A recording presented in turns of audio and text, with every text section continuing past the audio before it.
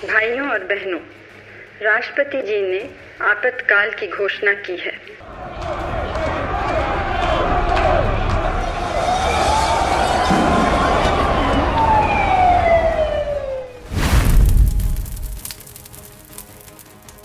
नमस्कार। 26 जून 1975 की सुबह रेडियो पर एक घोषणा हुई। भाइयों और बहनों, राष्ट्रपति जी ने आपातकाल की घोषणा की है। इससे डरने का कोई कारण नहीं है। यह आवाज थी तत्कालीन प्रधानमंत्री इंदिरा गांधी की। इस घोषणा ने लोकतंत्र की खिलती फसल को अपने लपेटे में ले लिया और जनतंत्र की उपजाऊ जमीन को बंजर बनाने के लिए रायसीना हिल्स कटिबद्ध हो गई। असल में 25 जून की रात में ही तत्कालीन प्रधानमंत्री इंदिरा गांधी की सिफारिश पर तत्कालीन राष्ट्रपति फखरुद्दीन अली अहमद ने संविधान के आर्टिकल 352 के तहत पूरे देश में आपातकाल लागू कर दिया था। आपातकाल का मतलब था संविधान के अंतर्गत ही उस रात संविधान की हत्या हो गई थी। आम आदमी की स्वतंत्रता से लेकर कानून की बागडोर तक को कुछ लोगों ने अपने हाथों में ले लिया। भारत की संसदीय प्रणाली अपने 28 साल की यात्रा पर गर्वित हो ही रही थी कि दिल्ली के शाही तंत्र ने इसे अपने शिकंजे में कस लिया। आंतरिक सुरक्षा के नाम पर पूरे तंत्र को कुछ हथेलियों में बंद कर दिया गया। जो दाग 49 साल पहले देश के दामन पर लगे थे, क्या उससे भविष्य में कोई सत्ता दोहरा सकती है? भय से भरा यह सवाल हर मन में आज भी कौन जाता है। चलिए आपको इतिहास में ले चलते हैं। इंदिरा गांधी के लिए 12 जून 1975 की तारीख निराशाजनक रही। उस दिन सुबह ही उनके बेहद करीबी दुर्गा प्रसाद धर का निधन हो गया था। उन्हें दुनिया डीपी धर के नाम से जानती थी। अभी ये आंसू सूखे भी नहीं थे कि दोपहर होते होते गुजरात से एक और बुरी खबर आ गई। विधानसभा चुनाव के नतीजे के बाद कांग्रेस ने गुजरात में अपनी राजनीतिक जमीन गंवा दी थी। 182 सीटों वाली गुजरात विधानसभा में कांग्रेस को सिर्फ 74 सीटें मिली, लेकिन बात यही नहीं रुकी। शाम होते ही इलाहाबाद से एक और झटका लगा। इलाहाबाद हाईकोर्ट ने इंदिरा गांधी बनाम राजनारायण के मामले में फैसला सुनाते हुए 1971 के रायबरेली लोकसभा चुनाव को रद्द कर दिया था, जिसमें इंदिरा गांधी ने 1 लाख से ज्यादा वोटों से राजनारायण को हराया था। कोर्ट ने अपने आदेश में कहा था कि इंदिरा गांधी अगले 6 साल तक कोई चुनाव नहीं लड़ सकती। इलाहाबाद हाईकोर्ट के इस फैसले के बाद भारत की राजनीति में भूचाल आ गया। हालांकि कोर्ट ने उन्हें 20 दिन की मोहलत दी थी, जिसमें वो सुप्रीम कोर्ट में अपील कर सकती थी। जस्टिस जगमोहन लाल सिन्हा ने इंदिरा गांधी को 2 मामलों में दोषी ठहराया था। पहला, उन्होंने चुनाव प्रचार के दौरान अपने निर्वाचन क्षेत्र रायबरेली में सरकारी अधिकारियों जैसे डीएम और इंजीनियरों की मदद ली थी। दूसरा, उन्होंने अपने सचिव यशपाल कपूर की मदद चुनाव प्रचार के दौरान ली थी। यशपाल कपूर ने उन्हें रैलियों के प्रबंधन का कार्यभार संभाला था, जबकि वो प्रधानमंत्री सचिवालय में स्पेशल ड्यूटी पर नियुक्त थे।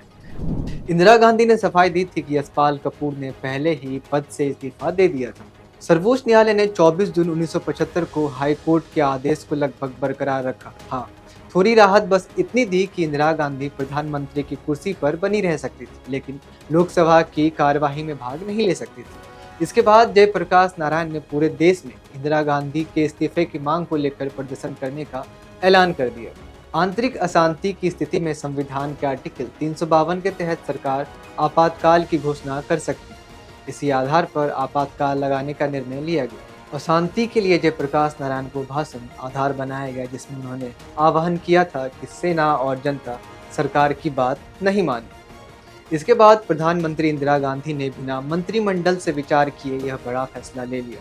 इसके साथ ही लोकतंत्र के उजाले पर अंधेरा छा गया और देश के मानचित्र पर काली रात का साया हो गया। समाचार पत्रों पर सेंसर लग गया। विपक्ष की आवाज को सत्ता ने खामोश कर दिया और कई नेताओं को जेलों में बंद कर दिया गया। सरकार ने पूरी मशीनरी को अपनी कठपुतली बना लिया और संविधान का 42वां संशोधन कर लोकतंत्र की धज्जियां उड़ा दी। 21 महीने बाद 21 मार्च 1977 को आपातकाल हटा लिया गया। इसके बाद अटल बिहारी वाजपेयी ने रामलीला मैदान में एक सभा को संबोधित करते हुए कहा था, बात मुद्दत के मिले हैं दीवाने, कहने सुनने को बहुत है अफसाने, खुली हवा में जरा सांस तो ले लो, कब तक रही आज़ादी कौन जाने। कुछ समय बाद देश में लोकसभा का चुनाव हो। कांग्रेस आज़ादी के बाद पहली बार केंद्र की सत्ता से बाहर हो गई। इतना ही नहीं, इंदिरा गांधी भी रायबरेली सीट से राजनारायण से चुनाव हार गई। यह इतिहास का पहला मौका था जब कोई मौजूदा प्रधानमंत्री अपनी सीट से चुनाव हार गया हो। संजय गांधी भी अमेठी की जनता को नहीं भाए और अमेठी की जनता ने उन्हें भी नकार दिया। वीडियो की शुरुआत में हमने आपसे एक सवाल पूछा था, जो दाग 19 साल पहले देश के दामन पर लगे थे, क्या उसे भविष्य में कोई सत्ता दोहरा सकती है? क्या अब भी आपातकाल लगाया जा सकता है? जब 1977 में मोरारजी देसाई के नेतृत्व में जनता पार्टी की सरकार बनी, तब संविधान में कई संशोधन किए गए। सबसे पहले 44वां संशोधन था, जिसके तहत कुछ ऐसे बदलाव किए गए जिससे भविष्य में कोई संविधान की शक्तियों का दुरुपयोग नहीं कर सके। इस संशोधन के बाद आर्टिकल 352 के तहत राष्ट्रपति तब तक राष्ट्रीय आपातकाल की घोषणा नहीं कर सकते जब तक संघ का मंत्रिमंडल लिखित रूप में ऐसा प्रस्ताव उन्हें नहीं भेजे। और आर्टिकल 352 में आंतरिक अशांति की जगह सशस्त्र विद्रोह जोड़ दिया गया। साथ ही राष्ट्रीय आपातकाल की घोषणा को संसद के दोनों सदनों से 1 महीने के अंदर अनुमोदन मिलना अनिवार्य है और एक बार अनुमोदन मिलने पर आपातकाल सिर्फ 6 महीने के लिए ही लागू हो सकता है। अगर 6 महीने के बाद इसकी अवधि को बढ़ाना हो तो फिर दोनों सदनों के अनुमोदन की जरूरत पड़ेगी। एक और बात, 44वें संविधान संशोधन के जरिए मंत्रिमंडल शब्द को आर्टिकल 352 में जोड़ा गया था, बाकी पूरे संविधान में मंत्रिपरिषद ही इसे रखा गया है। इस वीडियो में फिलहाल के लिए इतना ही। ऐसी तमाम जानकारियों के लिए जुड़े रहे हमसे और देखते रहे क्लिक इंडिया। धन्यवाद।